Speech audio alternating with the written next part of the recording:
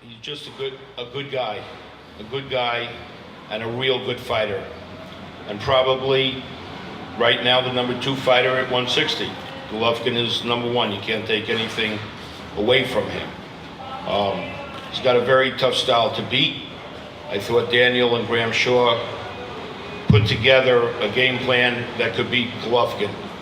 And I think one of the only ways to beat Golovkin, although you take your chances, is to engage him.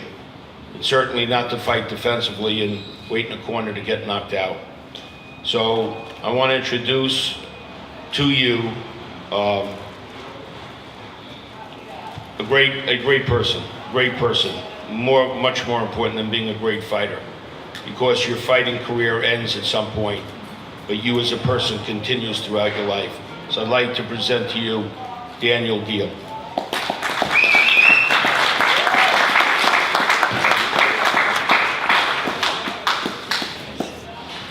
Thanks, Gary. Well, tough to have the office, eh? I just want to thank everybody for coming. It was a bit disappointing today. I fought a guy, everybody's seen, like he's got immense power, and he caught me with a good shot. So, obviously very disappointed. We had a pretty good game plan going out there. Things, were going to plan to an extent, but, I guess you make one mistake and you pay the penalty. So, that's what happened tonight, and, unfortunately, you can't win them all, but, I'll definitely be back. I've, had a lot to fight for in this fight, as most people know. My mum's back home, my family's back home, and, I had great motivation, so I was a little bit extra disappointed there, but I will be back, and I'll be training harder next time, and I'm not going to let this beat me. He definitely is a guy that's going to be tough to beat. I'm not sure there's too many guys out there that are going to give him too much of a run, so good luck to the guys that can. I'd love to get my opportunity again one day. Right down the pipe. Have you ever had anyone come back instantaneously like that? Can you repeat that louder so everybody can hear? He landed the right hand right down the pipe. Has he ever had anyone come back as quickly as Golovkin did? I've been boxing 24 years, so I probably would have had guys come back, with a counter punch probably as quickly, but he caught me. He caught me in the right place at the right time. The hands were down. I just caught him. I thought I was safe, but that's what happens in boxing. You get caught, and you're just in the wrong place at the wrong time. You didn't protest the stoppage. What was going through your mind when the referee waved it off? Man, I was so disappointed in myself. I thought I threw a good punch, and I got caught, and.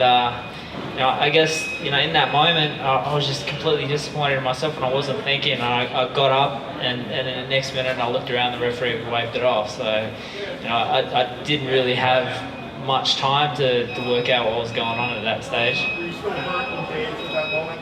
Was it the public stoppage by the ref?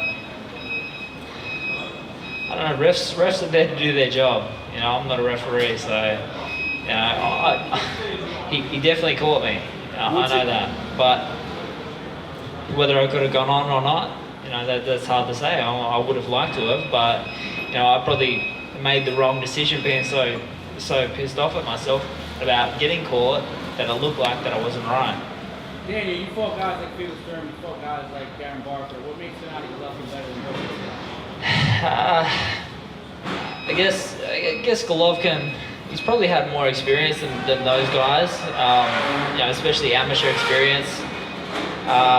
He's the type of guy that is pretty rounded. He's got good footwork. I think I said all this before. Like we knew what he was about. He's got good footwork. He's got great timing, which means he's going to have great power as well. He's got a good sense, of his distance. He knows, where everybody is at any time. So, that makes it tricky. And you make one mistake, which I did tonight, and you pay the price. What's he? And I think what everybody wants to know, after 24 years of boxing, is he the hardest punch to you? In my 24 years, is he the hardest puncher? He'd probably be up there for sure. I've been hit by a lot of people, so it's hard to remember every single one. What's he? Were you taken aback by the level of power? Did it surprise you? Or was it what you expected? Yeah, to be honest, it was what I expected. I was expecting power. I knew he's a strong guy. And he has good timing as well. Like I said, good timing, good footwork, and it means he's going to have, great amount of power. So, we were expecting that. I was a little bit disappointed. He got caught a couple of times in the back of the head, and that always rattles you a little bit. But he caught me with a good shot in the end, and that's what matters. Daniel, do you think it's the footwork and the way he constantly cuts off that sets everything up for him? Yeah, not just that. I mean, he's got a good jab as well. He's got a good, hard, straight jab, and he's able to keep people in exactly the right spot. He hits them with the jab, and they don't know that the next big one's coming after that. So he's got a rounded set of skills.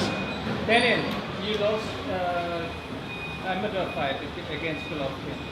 This fight many years ago had an effect tonight. No, this On your mind. this fight had no effect on my mind whatsoever. I mean, the fight that we had, what was it, 12 years ago or 13 years ago, had no effect on this fight tonight. I mean, we were completely different fighters back then. It was 2001. I mean, we were both basically kids, so we were pretty young at that stage. We've both changed and improved in many ways since then, and I knew what I had to do.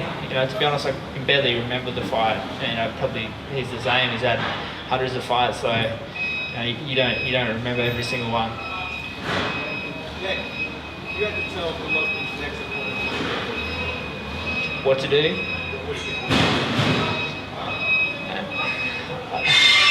I guess you just got to make sure you go out there with confidence. The big thing, I went out there with confidence, and you do need confidence, but you need to have, I guess, great footwork as well. You gotta back yourself up with that footwork and take it to him. There were a couple of times when I did take it to him, and I felt good, but I just sort of slipped a couple of times into falling into things that I shouldn't be doing. And unfortunately, if you do that against a puncher, then it's not going to be good.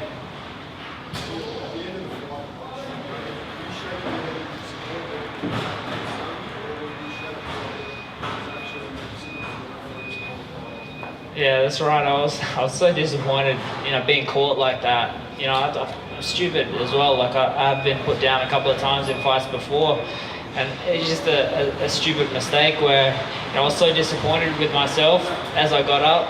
I was shaking my head, and then I looked at the referee and he's waved the fight off, and I thought at that stage, I thought I could have went on. Don't get me wrong, he did catch me. I thought I could have went on and tried to finish the rest of the round, but it just adds to the disappointment, I think.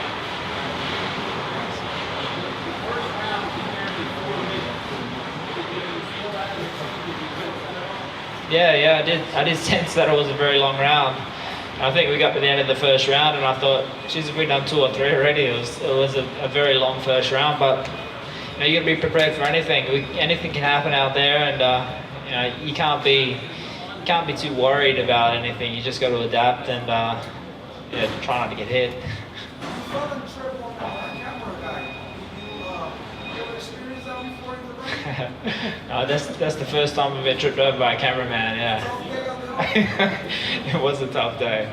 Yeah, and he hooked me as well. He hooked my foot around the strap. That's right. Yeah. So I mean, you got to be prepared for anything, and sometimes you can't be prepared for those sort of things. But you take it, and you get up and you keep going. He get cut. Cameraman. What's that? Yeah. The cameraman. I cut him. got one back, I guess. You were shaking your head trying to figure out confidence. Do you think that the referee was taking that as you were giving up at that time? No, I didn't think he. To be honest, it was happening so quick. I just jumped up and I was just really disappointed with what happened, being caught. Especially, I felt as though that I caught him with the right hand as well, just before he caught me, and I was disappointed. And I jumped up, and I sort of thought the referee was, going to speak to me and ask me, but the next thing I knew, the fight was finished. So it happens very quickly. All right.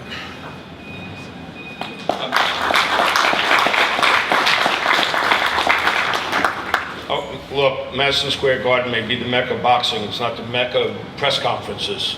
Be nice if they wait till we got through and before they broke down everything. I do want to thank Tom Loeffler and K2. They were a great co-promoter, and it was a very smooth promotion from the time we made both of these fights all through today. So he's not here, and I don't know where Triple G is or Perez but we're out of here. If you want to speak to the fighters, they're gonna go off the stage. Yeah, Me. I got family. I got to get to. Yeah, he's got family. I got to get back to Jersey. I'm tired. And I got a pizza party for one of my grandkids. So I thank you all on behalf of Daniel Geale and Brian Jennings. Thank you so very much. Meet me in the